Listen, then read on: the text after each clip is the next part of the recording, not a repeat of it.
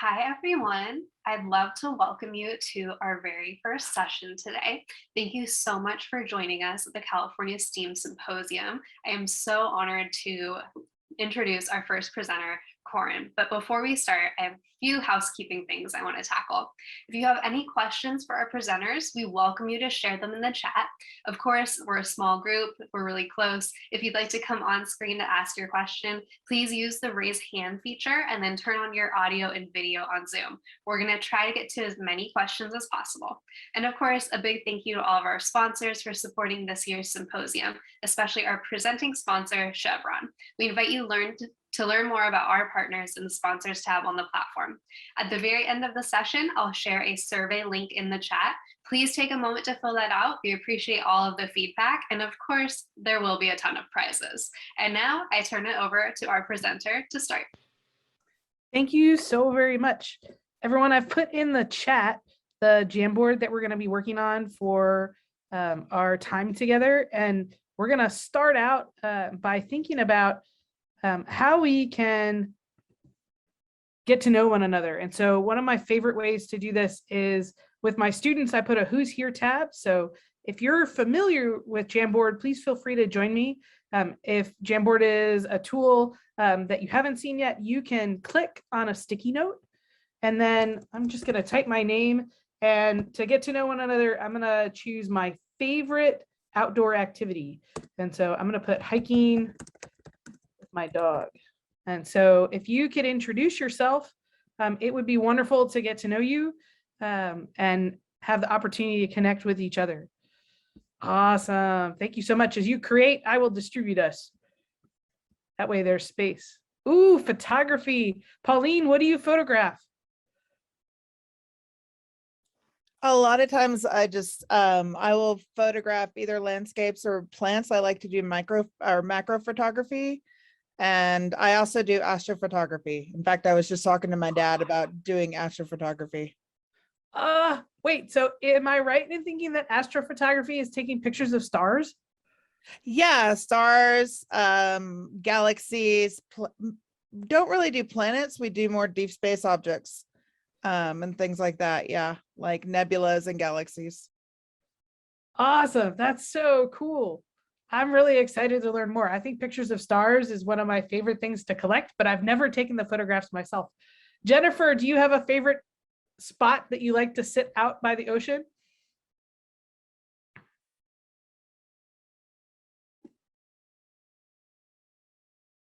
And folks, if you're coming into the room, I'll put the link below. We are getting to know one another through our Jamboard. So you can add a post-it introducing yourself and your favorite outdoor activity.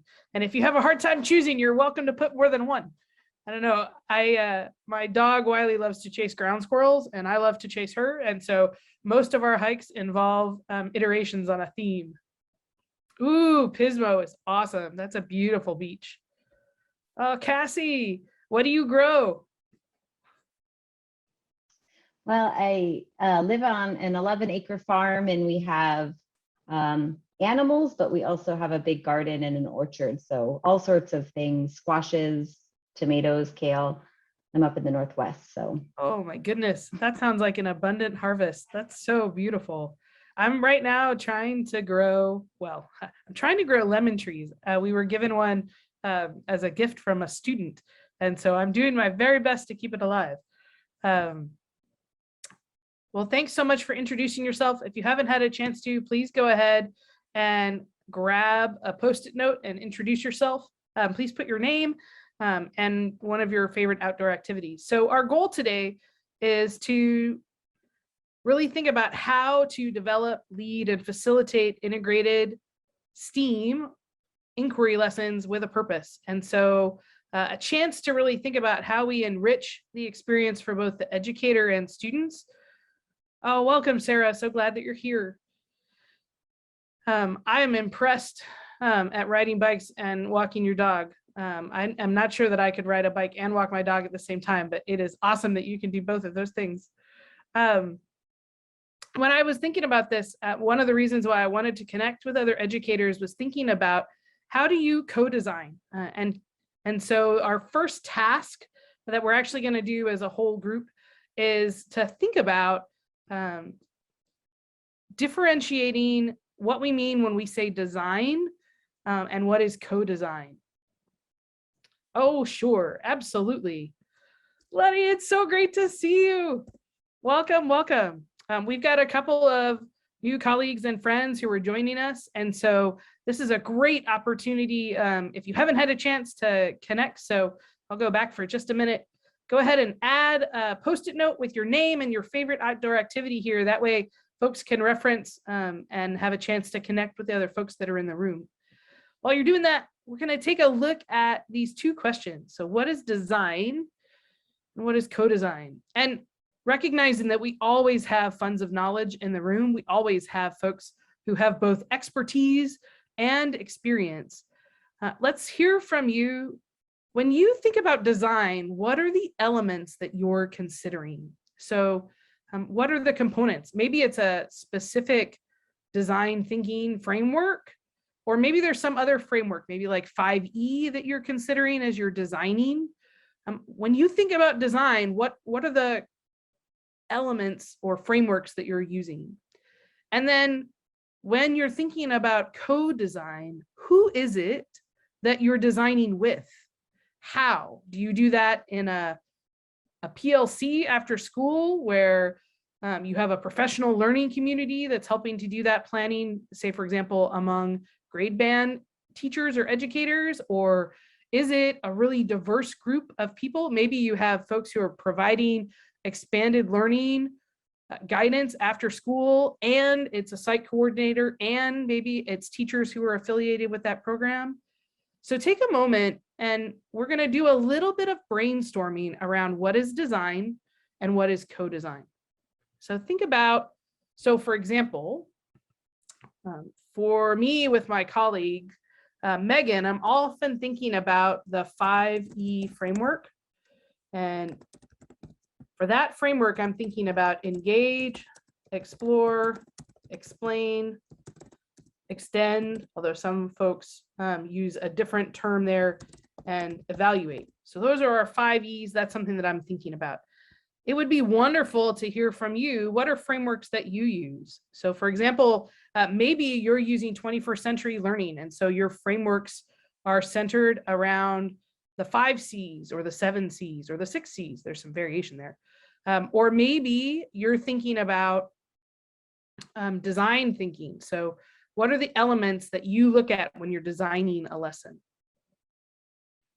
And then once you've had a chance to answer that, let's think about who. So I referenced my friend Megan. So Megan is my collaborator. She is someone who does instruction with elementary. So she's primarily K through 8, sometimes with multiple subjects. And she's my colleague in College of Education. So she's someone that I often do co-design with. I'm really fortunate in that there's also a colleague that I have. So Letty, who's here today, is a colleague in expanded learning. And we're so fortunate to be able to learn from her and her expertise in terms of working with the staff who provide that training. So let's take a minute, do some brainstorming. Who, how do you engage? And then what are frameworks that you use? And if you're not sure how to answer that question, that's okay. It's a great opportunity to do some brainstorming or to think about what are the structures that you have in place. So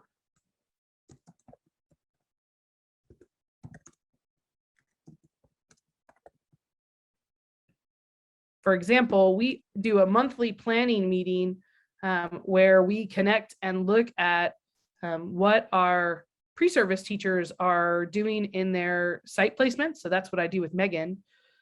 And then the really cool part, I think, in terms of working with Letty, in terms of expanded learning, is we actually have a Region 5 STEAM hub that does some planning. So that's a really cool group to be able to connect here. So this is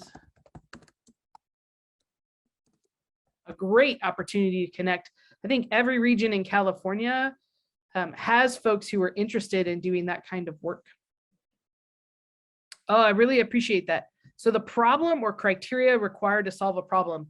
That's a brilliant element. I really appreciate that. I think having authentic context, real world problems is such an engaging space to center for design. And then, ooh, I love this. Multiple intelligences, visual, auditory, kinesthetic learners. Absolutely. I actually think that one of the things that we'll talk about is universal design for learning and being able to think about, well, what are the multiple ways that someone can express? I was really inspired. So I had a student in my biology class who is colorblind. And he was saying, hey, you know what? I love these lessons that we're doing, exploring some of these visuals and the diagrams, but I can't differentiate the color. So I have another solution. Here's what I think I'm going to do. I'm going to be able to use my words to be able to describe what I'm talking about and differentiate that in terms of color. So I think a phenomenal opportunity is to engage folks in, right, thinking about different or multiple modes of expression. Oh, I love this. Could someone who has the lesson design always aim for first best instruction that includes UDL and the 5 C's, 4 C's? Can you say a little bit more? Help us unpack that. That's a brilliant place to start. Sure. So our district has for years now aimed for what we call FBI, first best instruction. So instead of chronically having to catch up students, right? We're always aiming to include all levels of instruction with their lessons, including UDL and all sorts of supports, and looking at what your students need at the very beginning when planning the lessons. Oh, that's such a great approach. I really appreciate that. And it's actually so perfect because it helps us with our transition to the next piece that we're going to talk about, which is always centering students, where our goal in terms of co-design is that it's student focused. And I was really struck, actually, a colleague of Letty's and mine, Mara Wold, shared this with me, this social and emotional learning competencies with this focus of 1, the ability to understand and manage emotions, 2, achieving positive goals, 3, to show caring and concern for others, 4, to establish and maintain positive relationships, and 5, to make responsible decisions that are important for success at school and in life. I really love that centering on what's best for students. And so the first place that I want to go with us as we're thinking about co-design is, how do you engage your students? When you are connecting with them, it's the first time you're seeing them. What are the practices that you implement that specifically target their social and emotional learning? So for example, I have a colleague, Dennis Combe, that I got this from, and he does a check-in, and I really love it. He does a check-in using the emoticons. So smiley face, sad face. But then, right, he actually asked the students to write 2 lines describing, right, what it is that they're experiencing and where they're at. So I'm curious to learn from you, what do you do to check in with students to target any of these competencies?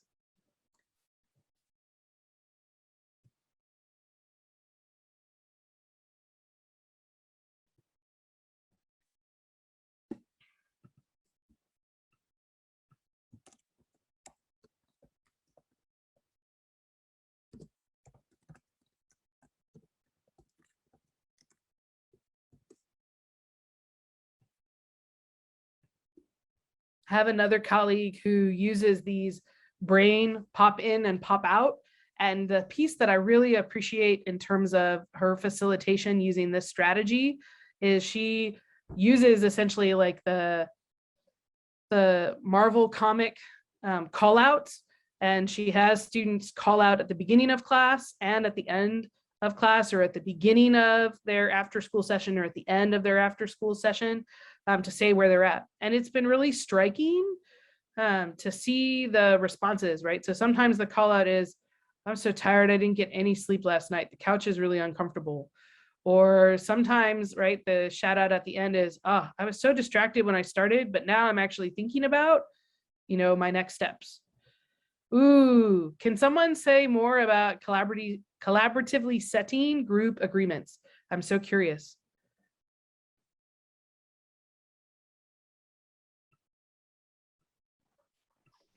I wrote that one. I'm Cassie. And I think it's really important to include your students in the norm setting or the rule setting of the classroom, and asking the prompt being, what do you need in this program setting to feel like you're going to have a fun, exciting, and safe experience? And allow students to come up with some agreements that would allow them to feel excited and fun. Oh, I love that. I think the collaborative agreements, it's a great way to both build the sense of community, and I think to really help students innovate and iterate around the spaces that are most productive for them for learning. I would love to hear more about mindfulness activities. Would someone be willing to share a little bit more about identifying internal weather? I'm so curious.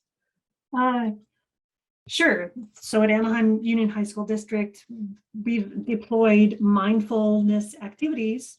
So at the beginning of a lesson or the beginning of a period, we invite students to close their eyes and to actually just focus on their breathing.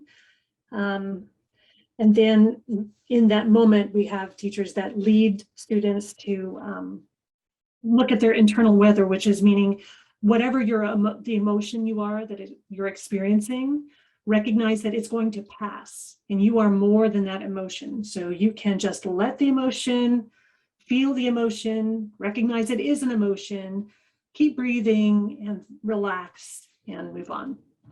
Oh, Regina, I so appreciate that. I think that strategy would help me. I was feeling so nervous for some reason about this, and I was like, it's going to be okay. These are other people who understand what it means to connect with and reach out to other folks that they haven't ever met before. It's okay. And I really appreciate that mindfulness. I think it helps make us human. Yes. I think that modeling is so useful. I see some other examples here. So share examples and role models. Oh, that's beautiful.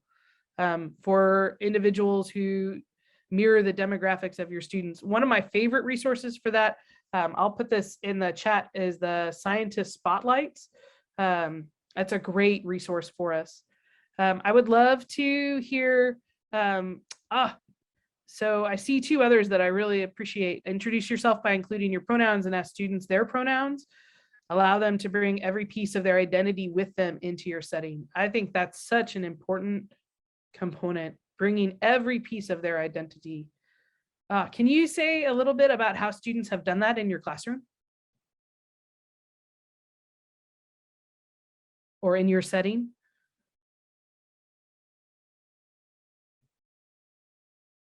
Oh, yes, Pauline, Sackness has some really awesome biographies. I agree. That's a phenomenal resource.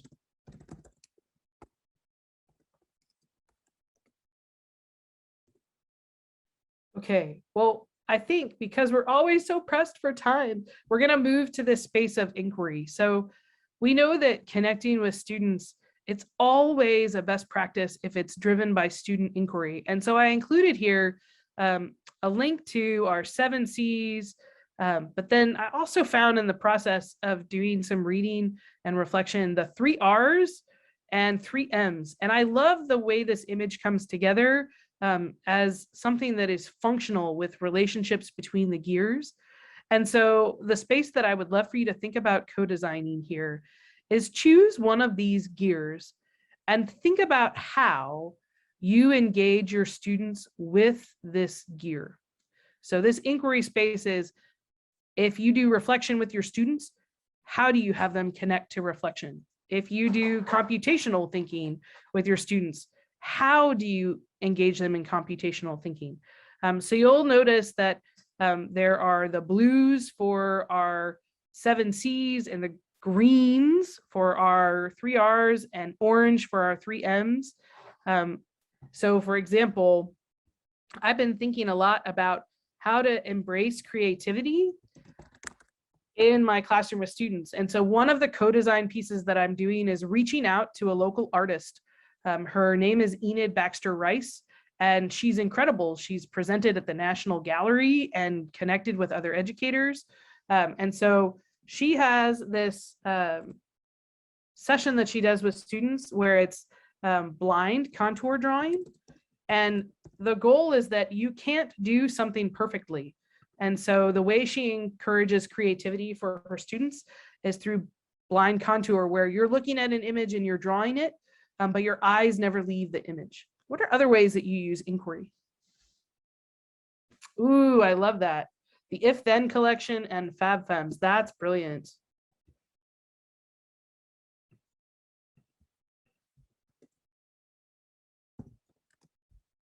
That's a great suggestion.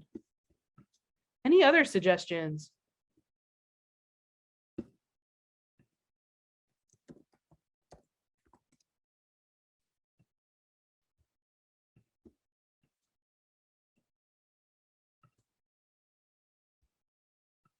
Want to make sure I didn't miss anyone. Ooh, that's a great one. So, oh, I love reflecting on search strategies. A really cool one that we do is meaningful data and measurable data. So we have students think about, okay, what are you really interested in? What's the data that's available to you to then measure that? And the really cool part about meaningful and measurable is, so let's say, for example, a student identifies, oh, I'm really bummed out by the trash that I see in our neighborhood. Then that question of, well, how could you measure that? Do you think it's the same in your neighborhood as in other neighborhoods? And helping students think about how to then analyze the data. Ooh, I love this. Citizenship and the real impact of science on communities. That's such a great suggestion. Yep. The way in which we can change where we live by using science. We can use our powers for good by our powers combined. All right, I think our very last, ooh, we're already at time, my goodness. All right, well, I will say this, if you're interested in learning more, I will put my email in the chat. I will gladly share resources with you that we have. And it's always helpful, I think, to be able to share out. So here are some really cool resources that we've been working on with some colleagues in terms of generating spaces to think about co-design. So if you have resources, we'd love for you to add to the Padlet and be able to connect with others. Thank you so much for your time and your attention to detail. It was really awesome to connect with you and get to know you a little bit better. And I'm really excited to hear about the co-designing that you're doing in the future. Thanks so much.